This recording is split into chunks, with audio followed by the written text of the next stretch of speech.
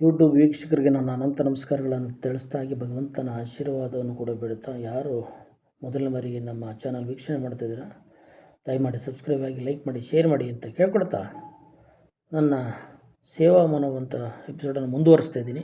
ಹಿಂದೆ ನಿಮಗೆಲ್ಲ ತಿಳಿಸಿದ್ದೆ, ಆ ರೈತ ಏನು ಮಾಡ್ದ, ತನಗೆ ಸಿಕ್ತಂಥ ಚಿನ್ನದ ತಟ್ಟೆಯನ್ನು ಏನು ಮಾಡ್ದ, ಆ ಊರಿನ ಧನಿಕರ ಮುಖಾಂತರ ಕೊಡಿಸಿ ಏನು ಮಾಡ್ದ, ಬಂದಂಥ ಬಡವರಿಗೆ ಭಿಕ್ಷುಕರಿಗೆ ಅವರಿಗೆ ದಾನ ಮಾಡಲು ತಿಳಿಸ್ತಾ.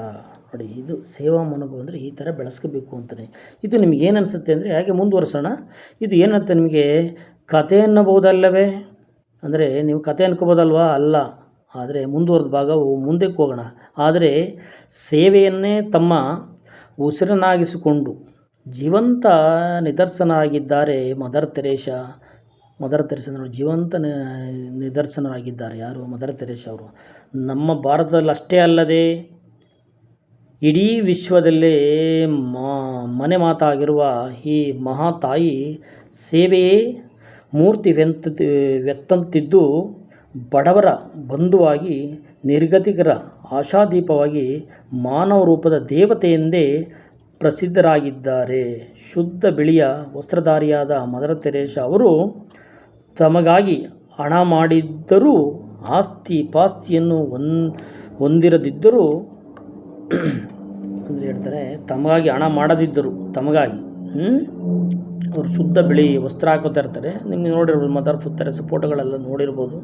ಯಾವಾಗಲೂ ವೈಟ್ ಆ್ಯಂಡ್ ವೈಟು, ಶುದ್ಧ ಬಿಳಿಯ ವಸ್ತ್ರಧಾರಿಯಾದ ಮದರ್ ತೆರೇಸಾ ಅವರು ತಮಗಾಗಿ ಹಣ ಮಾಡದಿದ್ದರು, ತಮಗಾಗಿ ಹಣ ಮಾಡಿಲ್ಲ, ಆಸ್ತಿ ಪಾಸ್ತಿಯನ್ನು ಹೊಂದಿರದಿದ್ದರು, ತಮಗಾಗಿ ಹಣ ಆಸ್ತಿಯನ್ನು ಏನಿಲ್ಲ ಹೊಂದಿಲ್ಲದಿದ್ದರು.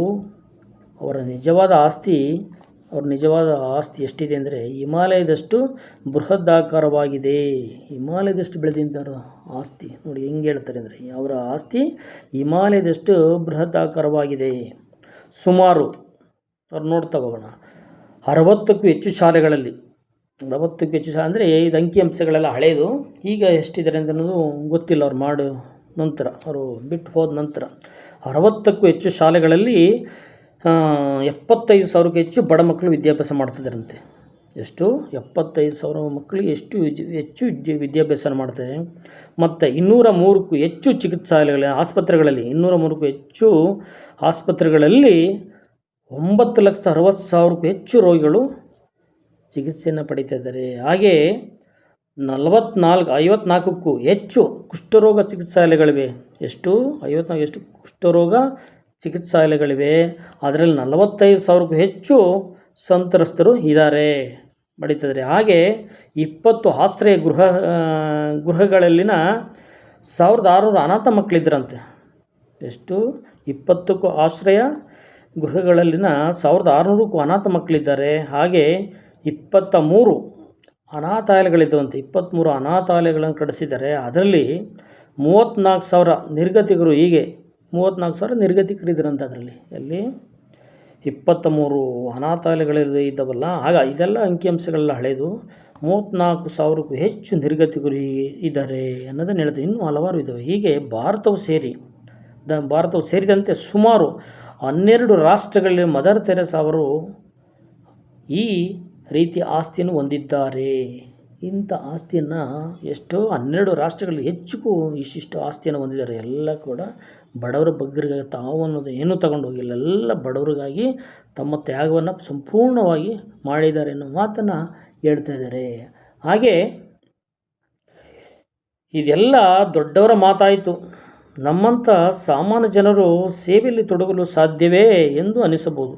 ಇದೆಲ್ಲ ದೊಡ್ಡವರಪ್ಪ, ನಮ್ಮಂಥವ್ರು ಮಾಡೋಕ್ಕಾಗುತ್ತಾ ಅಂತ ನೀವು ಮಾತಾಡ್ಕೊತೀವಿ. ಆದರೆ ನಮ್ಮ ದೈನಂದಿನ ಜೀವನದಲ್ಲಿ ಸಣ್ಣ ಪ್ರಮಾಣದಲ್ಲಿ ಸೇವೆ ಮಾಡುವ ಅವಕಾಶಗಳು ಬೇಕಾದಷ್ಟಿರುತ್ತವೆ. ಒಬ್ಬರಿಗೆ ಅನ್ಯಾಯ ಮಾಡದೆ, ನಮ್ಮ ವೃತ್ತಿಯಲ್ಲಿ ಮೋಸ ಮಾಡದೆ, ಲಂಚ ಪಡೆಯದೆ ಇತರರಿಗೆ ಸಹಾಯ ಮಾಡುವುದು.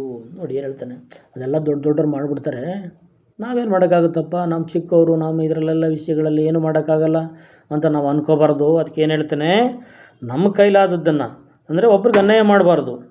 ನಮ್ಮ ವೃತ್ತಿ ಏನು ಕೆಲಸ ಮಾಡ್ತಾ ಇದ್ದೀವಿ ಅಲ್ಲಿ ಮೋಸ ಮಾಡಬಾರ್ದು. ಲಂಚ ಪಡೆಯಿದೆ, ಲಂಚ ಅನ್ನೋದು ಗೊತ್ತಲ್ಲ ನಿಮಗೆಲ್ಲ, ಎಲ್ಲೆಲ್ಲೂ ಲಂಚಮಯ, ಅದಾಗಬಾರ್ದು. ಇತರಿಗೆ ನಾವು ಸಹಾಯ ಮಾಡೋದು ಲಂಚ ಇಲ್ದೇ ಬಂದಂಥ ಸಾರ್ವಜನಿಕರಿಗೆ ಸೇವೆ ಮಾಡ್ತಾ ಹೋದ್ರೆ ಏನು ಗೊತ್ತಾ, ಅವುಗಳಿಗೆ ಆಗುತ್ತಲ್ವ, ಅದು ಎಲ್ಲರಿಗೂ ಮೆಚ್ಚುಗೆ, ಜನ ಮೆಚ್ಚುಗೆಗೆ ಪಾತ್ರ ಆಗ್ತಾರಲ್ವ. ಅಧಿಕಾರಿಗಳು ಯಾವುದೇ ವರ್ಗ ಇರ್ಬೋದು, ಯಾವುದೇ ಅಧಿಕಾರಿ ವರ್ಗದವರು ಬಂದಂಥ ಕೆಲಸಗಳನ್ನು ಲಂಚ ಪಡೆಯದೆ ಸಮಯಕ್ಕೆ ಇವತ್ತಿನ ಫೈಲ್ ಇಟ್ಕೊಂಡು 1 ವಾರ 15 ದಿನ 1 ತಿಂಗಳು 3 ತಿಂಗಳು ತಳ್ತಾರೆ. ಇಂಥ ಫೈಲ್ಗಳನ್ನು ನಿಜವಾಗಿ ಅವರು ತಳ್ಳಿದ್ರೆ ಏನಾಗುತ್ತೆ, ಬಂದ ಕೆಲಸವನ್ನು ಅವತ್ತಿನ ಕೆಲಸವನ್ನು ಮಾಡಿಕೊಟ್ರೆ ಅಥವಾ ಏನು ದಿನ ಕೊಡ್ತಾರೆ, ನಾಳೆ ಬಂದರೆ ನಾಳೆ ಮಾಡಿಕೊಡ್ಬೇಕು, ನಾಳಿದ್ದು ಬಂದರೆ ನಾಳಿದ್ದು ಮಾಡಿಕೊಡ್ಬೇಕು. ಇಂಥ ಕೆಲಸವನ್ನು ಮಾಡಿದಾಗ ಏನಾಗುತ್ತೆ, ಅವರು ಕೂಡ ಒಂದು ಸೇವಾ ಮನೋಭಾವನೆ ಬೆಳೆಸ್ಕೊಂಡಂಗೆ ಆಗುತ್ತೆ ಅನ್ನೋದನ್ನು ಹೇಳ್ತಾನೆ. ಇಲ್ಲಿಗೆ ಈ ವಿಚಾರವನ್ನು ಮುಗಿಸ್ತಾ ಇದ್ದೀನಿ. ಹಾಗೆ ಮುಂದಿನ ಎಪಿಸೋಡಲ್ಲಿ ಮುಂದಿನ ಎಪಿಸೋಡಲ್ಲಿ ಮುಂದುವರಿಸ್ತೀನಿ ಅಂತ ಹೇಳ್ತಾ, ಇಲ್ಲಿವರೆಗೆ ವೀಕ್ಷಣೆ ಮಾಡಿದಂಥ ಯೂಟ್ಯೂಬ್ ವೀಕ್ಷಕರಿಗೆ ಅನಂತ ನಮಸ್ಕಾರಗಳನ್ನ ತಿಳಿಸ್ತಾ, ಭಗವಂತನ ಆಶೀರ್ವಾದವನ್ನು ಕೂಡ ಬೇಡ್ತಾ ಇಲ್ಲಿಗೆ ಇವತ್ತಿನ ಎಪಿಸೋಡನ್ನು ಮುಗಿಸ್ತಾ ಇದ್ದೀನಿ. ಜೈ ಹಿಂದ್, ಜೈ ಕರ್ನಾಟಕ ಮಾತಾ. Thank you.